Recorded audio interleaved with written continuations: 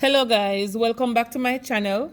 I want to say I appreciate you viewing, I appreciate you sharing and commenting, guys.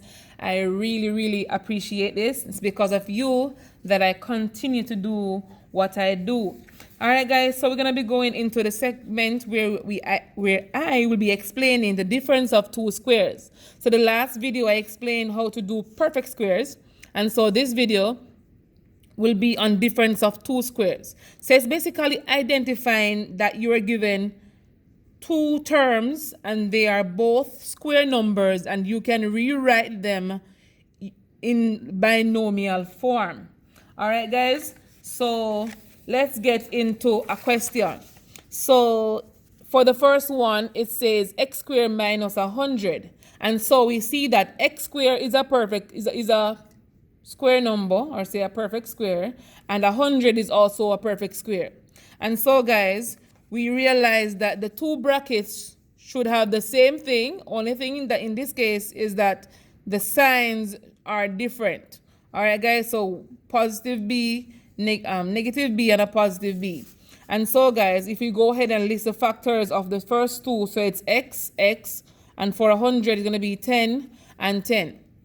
All right, guys, if you don't know the two factors of 100 that are basically square numbers, you can go ahead and say the root of 100 will give you a positive and a negative 10. All right, guys, and so having this understanding, we're going to go ahead and we're going to be write it in the binomial form. So we need two brackets. So the variable we're using here is x, and we found the two factors here. Then we're going to go into and have a negative 10.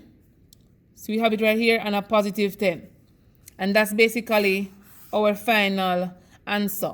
Let's try another one, guys. A squared minus 49. These two are both square numbers. A squared is going to be a times a. Negative 49 is going to be a positive 7 times a negative 7. Having these two factors, guys, we go ahead and we create our binomial. So it's a, take one of these factors, minus plus 7, and the other one going to be a minus 7. I think I should have a negative 10 up here. Positive, negative. Okay, good. So let's try another one, guys. This is a negative 9. So it's going to be a positive 3 and a negative 3. For x squared, going to be a positive x and a positive x. Draw our two binomial, guys, and let's get into it. So you take one variable with one of the factors of 9. So it's x plus 3 and x minus 3. And that's basically how we get it, guys. Let's try this segment where we're given two variables to work with. So between these two, we have x squared minus y squared. Factors of x squared, x and x. Factors of y squared is a positive y and a negative y. Some will be wondering, how do I know that negative y squared have positive and negative factor? The rule of integer says a negative number times a positive number will result in a negative number. And so I know that has to be a positive factor and a negative factor. So again, guys, let's draw our binomial and take one factor from the first term and another from the second term. So it's x plus y, and for the second one, going to be x minus y. All right, guys, so I want something to explain. One thing we need to observe is that for any term that has the highest power being square, we know it's basically a quadratic, guys. All right, and so for a quadratic, we know that ax squared plus bx plus c is the general or the standard form. And so, guys, in the example given, I'm going to rewrite right here, x squared minus 100, we see that we have the value of the first term, as is the ax squared term, or the x squared term, and we have the constant, which is c. And so right here, guys, we realize that we have no b value. So for these, b is equal to 0. So once you're doing difference of two squared, b is equal to 0. And that's one thing, guys, I think we need to understand.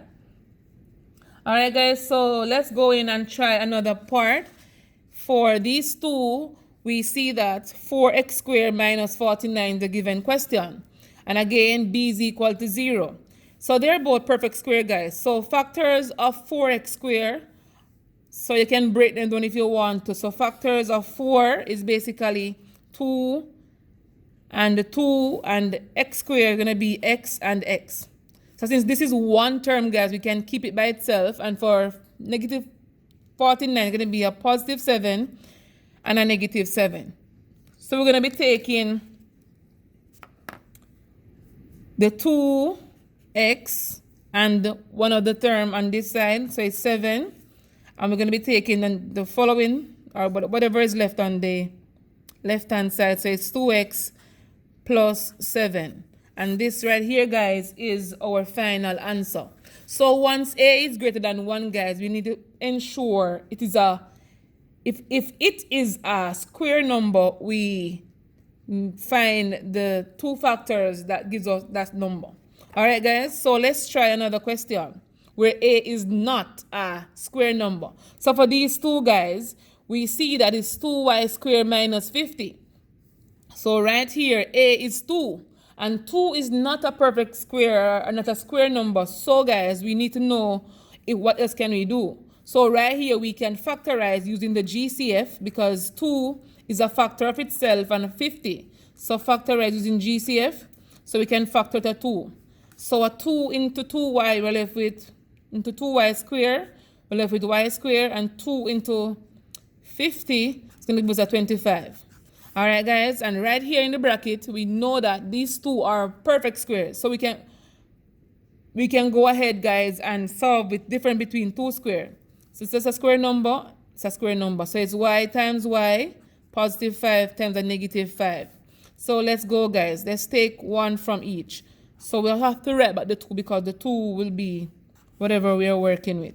Here, I'm using a square bracket instead of a curly bracket because we're gonna have to have the parentheses within these square brackets. So 1 on this side, 1 on that side. So it's 1 term from this side with another term from that side. Should I say 1 factor from here and 1 factor from here? And the same thing goes for the other side. And so, guys, this will be our final answer. So, guys, once a is not a square number, we have to see if we can go ahead and factorize using the greatest common factor, or some would say the HCF. Anything you want to call it will work in this case. All right, guys, so thank you very much for watching. Please remember to like, share, and comment on this video. Let me know if you understand what I explained. If you don't, just say it, guys. I will try another method for you to understand, because I'm here to help you guys, and I'll do my best in doing that. All right, guys, so I'll see you on the next one.